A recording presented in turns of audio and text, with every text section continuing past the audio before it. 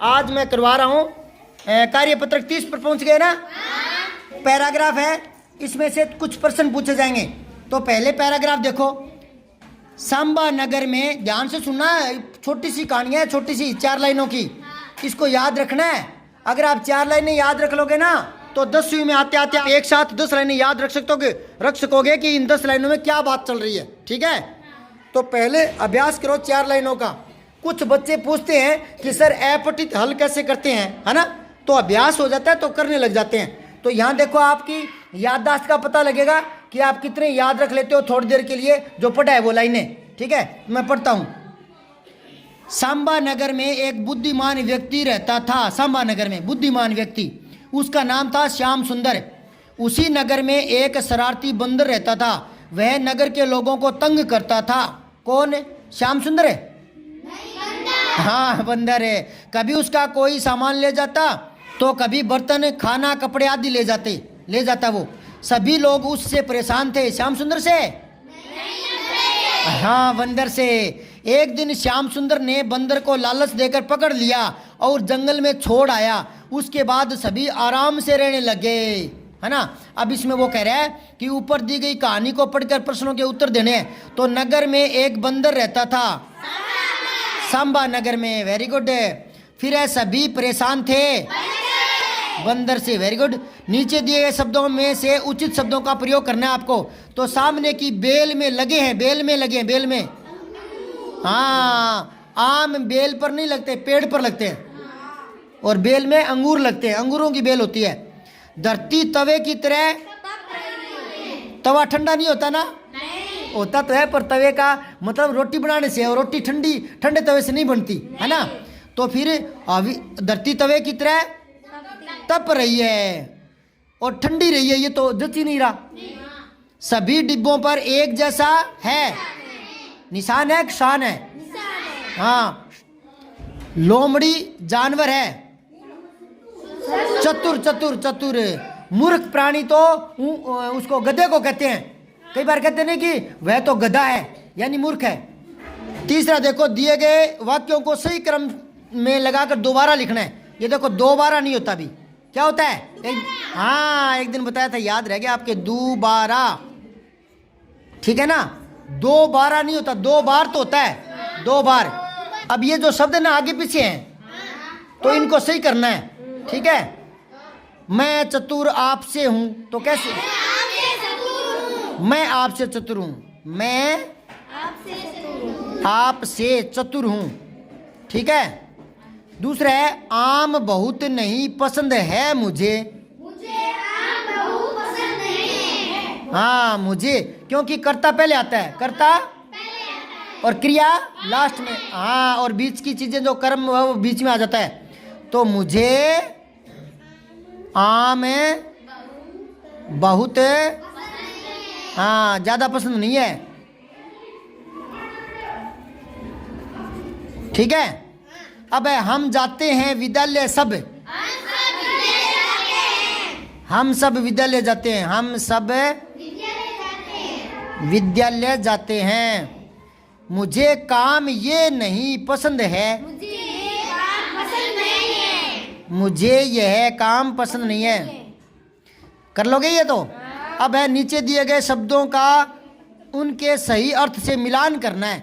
तो ये शब्दार्थ है, जितने याद है उतने ही बोलना। ठीक है ना। बुद्धिमान, अक्लमंद, वेरी गुड। शरारती, बदमाश, तंग, हाँ, कि वो मुझे बहुत तंग करता है, बहुत परेशान करता है। लालच, लोभ, बोलते हैं ना, लोभ लालच छोड़ दो। अच्छा, आराम, कहते हैं ना कि वो आराम से बैठ गया, चैन से बैठ गया। ये पूरा हो गया। अगला कार्यपत्रक चलो, 31वां देख लो। गद्यांश को पढ़कर नीचे दिए गए प्रश्नों के उत्तर लिखिए। सीवी रमन भारत के प्रसिद्ध वैज्ञानिक थे। सीवी रमन कौन थे? वैज्ञानिक थे, वैज्ञानिक। वे बचपन से ही दिमाग के धनी थे, बहुत तेज दिमाग था। उन्होंने अपनी पूरी शिक्षा भारत में रहकर की। पूरी शिक्षा कहाँ की?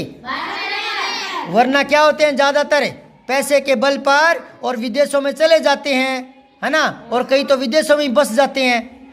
बाद में उन्होंने कोलकाता के साइंस कॉलेज में प्रधानाचार्य के पद पर कार्य किया। उन्होंने विज्ञान के क्षेत्र में नए नए प्रयोग किए। प्रकाश किरणों पर उनका एक शोध था। शोध कार्य रमन प्रभाव के नाम से प्रसिद्ध हो गया। पूरे एशिया में सीवी रमन पहले व्यक्ति थे जिनको विज्ञान के क्षेत्र में नोबेल पुरस्कार मिला। नोबेल पुरस्कार ना पूरे वर्ल्ड का सबसे बड़ा पुरस्कार है। संसार का सबसे बड़ा पुरस्कार कौन सा है? और कोई बच्चा बता सकता है भारत का सबसे बड़ा पुरस्कार क्या है? भारत रत्न है ना। छोटी बातें याद रखा करो, ठीक है। अब प्रश्न देखो, नीचे दी गई जानकारी में से सही जानकारी चुन के लिखनी है आपको। सीवी रमन कौन थे? डॉक्टर, वैज्ञानिक, क्या कौन थे? वैज्ञानिक के। प्रधानाचार्य के रूप में किस कॉलेज में कार्य किया उन्होंने? Kolkata science college, very good. तीसरा, ठीक है। उन्हें विज्ञान के क्षेत्र में कौन सा पुरस्कार मिला था? नोबेल पुरस्कार। फिर कहानी के आधार पर नीचे दिए गए वाक्यों को सही क्रम में व्यवस्थित करना है। शुरू से अंत तक की घटना को 1 से 5 तक क्रम बनाने हैं। तो यहाँ से आप वाक्य बनाओ, कहानी बननी चाहिए। पहले कौन सी बात लिखें?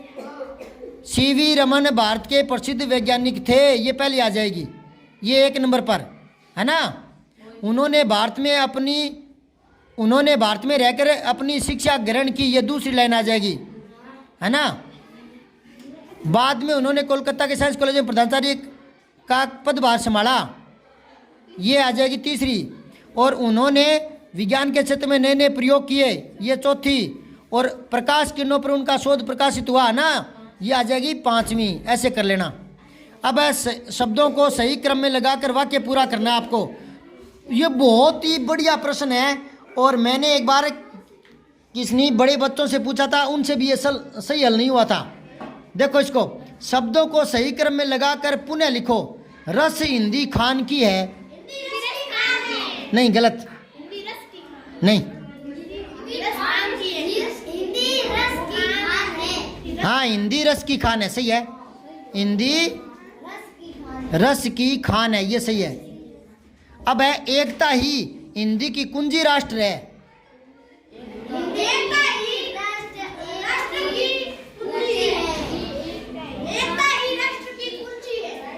नहीं, इसका सही होगा हिंदी ही राष्ट्र एकता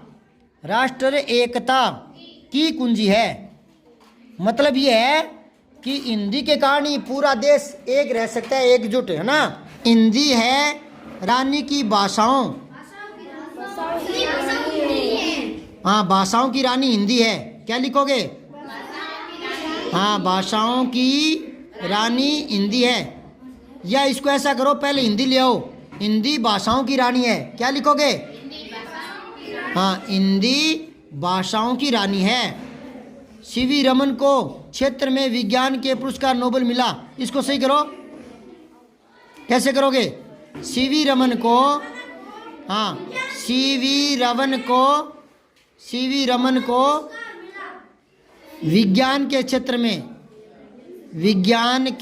क्षेत्र में नोबेल पुरस्कार मिला, ठीक है। फिर है वैज्ञानिक भारत के सीवी रमन थे। पहले सीवी रमन लाओ। सीवी रमन भारत के वैज्ञानिक थे, ठीक है। उनका शोध प्रसिद्ध हुआ प्रकाश किरणों पर। तो क्या लिखोगे? पहले लिखोगे प्रकाश किरणों पर। क्या लिखोगे? प्रकाश किरणों पर उनका शोध प्रसिद्ध हुआ, ठीक है, यूं लिखोगे। तो मैं कुछ प्रश्न पूछूंगा, सही बताना है, ठीक है। आपने कभी सुना है बच्चे भगवान के रूप होते हैं? सुना है? कौन बताएगा इसका मतलब क्या है? क्यों कहते हैं बच्चों को भगवान का रूप? बताओ, बच्चों को भगवान का रूप क्यों कहते हैं? भोले, वेरी गुड, क्या बात है ना, सही है। भोले का मतलब वो नहीं जो बावले होते हैं। भोले का मतलब होता है जो कलाकारियाँ नहीं कर सकता, मतलब किसी को धोखा देना, फालतू काम की कलाकारी करना, है ना, ये नहीं करता। साफ सरल मन का होता है ना, भोला भाला। अच्छा एक बात दूसरी और कोई बताओ, बच्चों को भगवान क्यों कहते हैं? हाँ बच्चे कभी झूठ नहीं बोलते, ठीक है, बेईमानी नहीं करते, झूठ नहीं बोलते। एक और बताओ, बच्चे कभी भेदभाव नहीं करते, ये हिंदू है, ये मुसलमान है, ये ब्राह्मण है, ये जाट, ऐसा नहीं करते, है ना। इसलिए क्या कहते हैं? इसलिए भगवान होते हैं, इसलिए बच्चों को भगवान कहते हैं, है ना। और तो ये गुण अच्छे गुण है तभी तो कहते हैं ना, तो ये गुण रहने चाहिए या बड़े होने के बाद खत्म हो जाने चाहिए? तो फिर आपने अभी बताया कि बच्चे झूठ नहीं बोलते, इसलिए तो झूठ मत बोलना, ठीक है, सच बोलना है। मुझे ये बताओ, पढ़ाई में आनंद किसको आता है? ये तो गलत है, सारी हाथ पर कर लिया, ये तो मुझे जचा नहीं, सबको थोड़ी आता है। हाथ नीचे करो। पढ़ाई बोझ किसको लगती है? देख हो गया ना। आपको बोझ नहीं लगती? नहीं, आज बात करेंगे, आप ना झूठ मत बोलना। स्कूल आना किसको अच्छा लगता है? स्कूल आना अच्छा। बकरियां चराना किसको अच्छा लगता है? वो हाथ पर रखो। किसको अच्छा नहीं लगता? देखो, घर के काम तो करने हैं, अगर बकरियां वो तो चरानी है, पर मन लगा करके क्या करना है? पढ़ना है। क्या करना है? अच्छा, क्यों पढ़ते हैं हम? कौन बताएगा हम पढ़ते क्यों हैं? कौन बताएगा क्यों पढ़ते हैं? कौन बताएगा? दिमाग लगा कर बताओ। कुछ सीख सकें और कुछ बन सकें और अच्छा, आप क्या अच्छा, नौकरी, वेरी गुड। क्योंकि आजकल पढ़ाई का मेन उद्देश्य नौकरी ही है ना, समय को देखते हुए, है ना। लेकिन केवल नौकरी मकसद नहीं होता, मिले हम हमारी समझ बढ़ जाए कि हम कैसे हमें रहना है, बुजुर्गों के साथ कैसे बोलना है, गुरुजनों का, माता पिता का सम्मान कैसे करना है, छोटों के साथ कैसे बोलना है, बराबर वालों के साथ कैसे बोलना है, किस परिस्थिति में कैसे बोलना है ना। समझ में बात है? अब ये 33वां है ना, इसमें आपको ये चीज़ें देख करके और नीचे वाले प्रश्नों के जवाब देने हैं। तो ऊपर दिया गया विज्ञापन किस कार्यक्रम का है? ये लिख रहा लेखन प्रतियोगिता का। और वो कह रहा है किस स्थान पर आयोजित हुआ था ये? हाँ, ये। और फिर है इस प्रतियोगिता में कौन कौन सी कक्षाओं ने भाग लिया? 5वीं से 8वीं ने बच्चों ने। प्रतियोगिता में इनाम की कुल राशि कितनी थी? हाँ, ये जोड़ने हैं, 2000 और 1500 और 1000, 4500 कुल राशि थी। अब यह प्लास्टिक प्रदूषण को हटाएं, तो ये इसने दे रखा है, मैं कैसे उड़ूं, अरे मैं क्या करूं, प्लास्टिक बदबू आ रही है। और ये चिड़िया जो है वो पानी में जो है ना, बतख, वो भी परेशान है, मैं पानी में नहीं नहा सकती। ये लड़की है, प्लास्टिक खा खा कर बीमार हो गई है भैंस। तो ये कह रहा है कि ऊपर दिया गया पोस्टर किस पर आधारित है? प्लास्टिक प्रदूषण पर। किस पर है? प्लास्टिक प्रदूषण से किस किस का नुकसान होता है? अब आपको एक बड़ी सी बात बता रहा हूँ, ध्यान से सुनना और उसको हमेशा याद रखना। अपने कई बार गांव में तो चलो नहीं, कम होता है, लेकिन शहर की बात बता रहा हूँ, आजकल गांव वाले भी करने लगे। जो प्लास्टिक की थैलियाँ होती है जिसमें बाजार से सामान लाते हैं, पहली बात तो प्लास्टिक की थैलियों में सामान नहीं लाना चाहिए। दूसरी बात, खाने वाली चीज़ तो बिल्कुल नहीं लानी चाहिए। और तीसरी बात, खाने वाली चीज़ उसमें डाली हुई है और थोड़ी बहुत पड़ी भी है या उसमें स्मेल आ रही है, तो उसको गली में मत फेंको जहाँ गाय घूमती है। वो क्या करती है गाय? भूखी मरती उस चीज़ को खाती है जो प्लास्टिक की थैली में है, और वो उसके हाथ तो होते नहीं, गाय भैंसों के हाथ नहीं होते ना, तो वो निकाल नहीं पाती, तो वो उसके अंदर। और कई लोग कैसे होते हैं, झंडू से उनके गांठ मार कर और छोड़ देते हैं, तो साथ में वो थैली भी खा जाता है प्लास्टिक वाली। और वो क्या होता है, प्लास्टिक कभी पेट में पचता नहीं है। क्या पचता नहीं है? तो जब पचता नहीं है तो वो पेट में नुकसान करता है गाय के, है ना। और गाय तड़प तड़प के मरती है। मुझे एक बात बताओ, गाय कभी कह सकती है क्या मेरा पेट दर्द हो रहा है? नहीं। हम तो कह सकते हैं ना।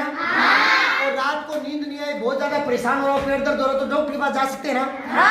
अब तुम सोचो कि वो गाय जो प्लास्टिक खा गई और वो रात को दुख पाती है बहुत ज्यादा, वो किसी को कह देगी क्या? नहीं कह सकती ना। तो वो कह नहीं सकती तो रात भर दुख पाती है ना। वो एक रात की बात नहीं है, वो हमेशा दुख पाएगी, क्योंकि वो प्लास्टिक बचेगा नहीं, शरीर में पड़ा रहेगा, और लास्ट में बहुत सारा प्लास्टिक उसके पेट में जमा हो जाता है। मैंने कई बार, आपने भी देखा होगा वीडियो में, तो उसमें गाय का पेट चीर कर डॉक्टर लोग बहुत सारा प्लास्टिक की थैली इतना सारा निकालते हैं ना, तो कितनी दर्दनाक मौत होती है उसकी, वो मरती है। तो आज के बाद कहीं भी देखो खाने पीने की चीजें प्लास्टिक वाली, वो गायों के आगे पड़ी देखो तो उसको उठाकर किसी गड्ढे में दबा दो या फेंको मत। और कोई फेंकता नजर आए तो उसे कहो, अंकल जी, आंटी जी, ये ऐसे मत फेंको, बेचारी गाय बहुत दुख पाती है, पेट में चला जाता है उसके। समझ बात है? खाने की पीने की चीज नहीं। तो हम बाजार से सामान लाना हो, खाने पीने की चीजें लानी हो, तो किस में लाए? क्या चीज बढ़िया है? या तो कपड़े की ले आओ, है ना, या तो कागज की थैली ले आओ, है ना। और ये खाने पीने वाली चीजें, थैलियां थालियां, ये बाहर मत फेंको, इनको नष्ट कर दो। क्या कर दो? नष्ट कर दो। ठीक। हाँ। सब्सक्राइब करके बेल आइकन जरूर दबाएं।